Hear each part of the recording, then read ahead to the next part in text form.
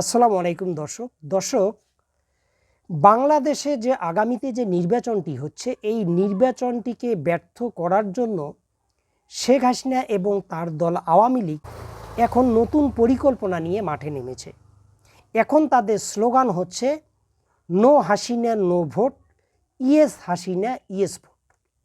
তো দর্শক, আগামী যে নির্বাচনটি হবে এটা মোটামুটি নিশ্চিত। এই নির্বাচনকে ব্যর্থ করার জন্য শেখ হাসিনার দল এবং হাসিনা ভারতে বসে কী ধরনের পরিকল্পনা করছে এবং তারা কি চায় এই নিয়ে বিস্তারিত আলোচনা করব।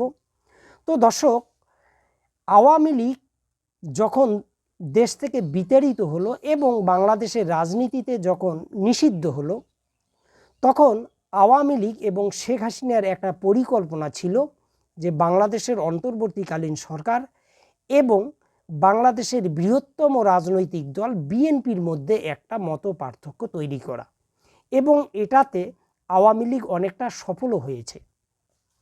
কারণ বিএনপির পক্ষ থেকে যখন বাংলাদেশে একটি নির্বাচনের তাগাদা দেওয়া হচ্ছিল, তখন ডক্টর ইউনূস এবং তার সঙ্গে জামাত এবং এনসিপি তারা চাইছিল যে বাংলাদেশে একটি পরিপূর্ণ সংস্কার হোক, যাতে কোনোদিন আর কোনো স্বৈর শাসক বাংলাদেশে তৈরি না হয়।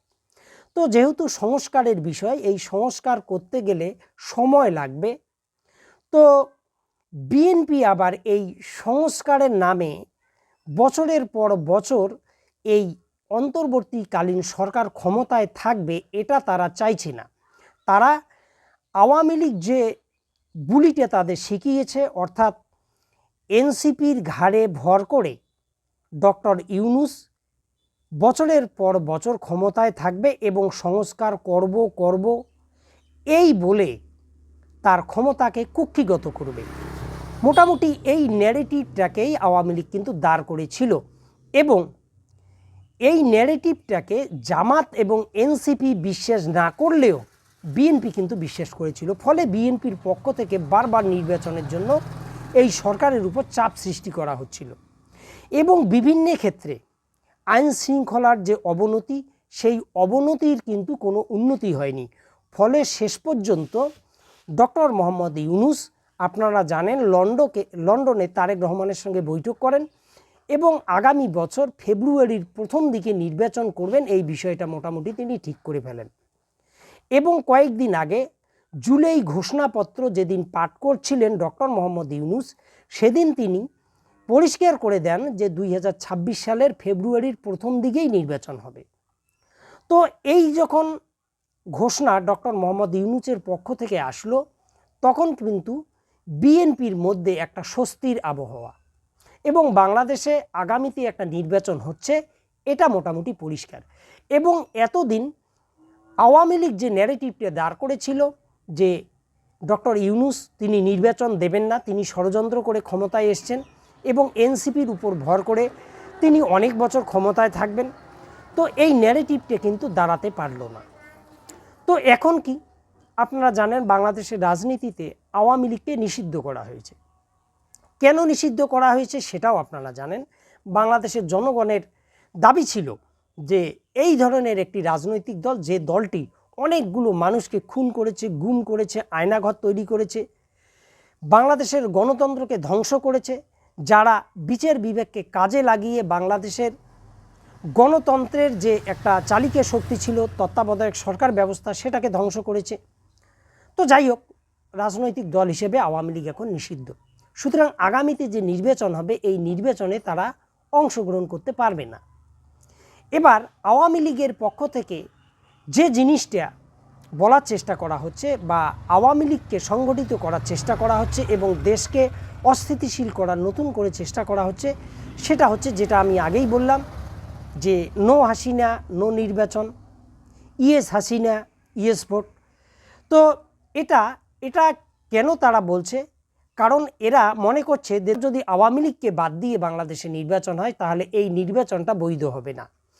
তো দর্শক, বিষয়টা হচ্ছে 1996 প্রেক্ষাপট আর এখনকার প্রেক্ষাপট কিন্তু অনেক আলাদা।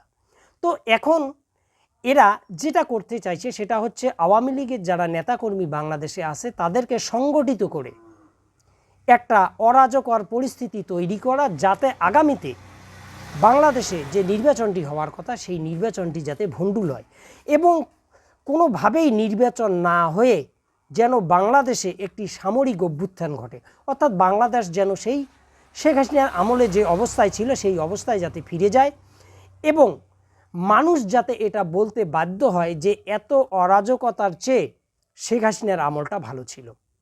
তো দর্শক, এটা পরিকল্পনা তারা করেছে এবং এই পরিকল্পনাকে বাস্তবায়িত করার জন্য তারা সমস্ত ধরনের চেষ্টা চালাবে। তবে এই চেষ্টার সঙ্গে তারা আরেকটি গুরুত্বপূর্ণ কাজ করার চেষ্টা করবে বা করবেই, সেটা হচ্ছে এই যে নির্বাচনটি হবে, এই নির্বাচনে যদি আওয়ামী লীগ অংশগ্রহণ করতে না পারে তাহলে তারা হয়তো অন্য কোনো নামে ছদ্মবেশে নির্বাচনে অংশগ্রহণ করবে। এটা করবে তারা। আর একটা কাজ তারা করবে, সেটা হচ্ছে এই নির্বাচনে জামাত এবং বিএনপির মধ্যে যেন কোনো জোট না হয়, কারণ জোট হলে এদের মধ্যে যে বন্ধনটা হবে এই বন্ধনটা আওয়ামী লীগের জন্য ভবিষ্যতে ভাঙ্গাটা কঠিন হবে।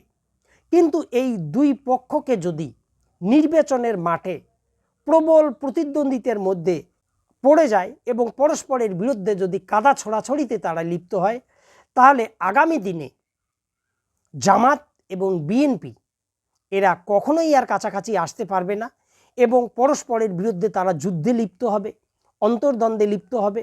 আর এই সুযোগটাকে কাজে লাগিয়ে আওয়ামী লীগ পুনর্বাসনের চেষ্টা করবে।